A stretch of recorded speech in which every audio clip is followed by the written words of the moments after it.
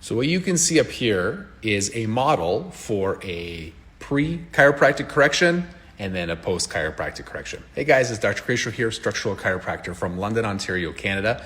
This is obviously a model, but the goal is to help you visually understand what is happening during a chiropractic correction. Now, the alignment might or might not be changing, but what we do know changes is the lack of range of motion in the spine and in the joints of the spine. And once that happens, once proper range of motion is restored, it's not that chiropractic is a treatment for diseases or conditions. Chiropractic is a way to help bring more ease to the body. Once your spine moves well, what that is like is it's like shutting off some browsers in your brain and liberating that energy to give your body more of its focus and energy to tackle other things, which improves your health and helps your body function better.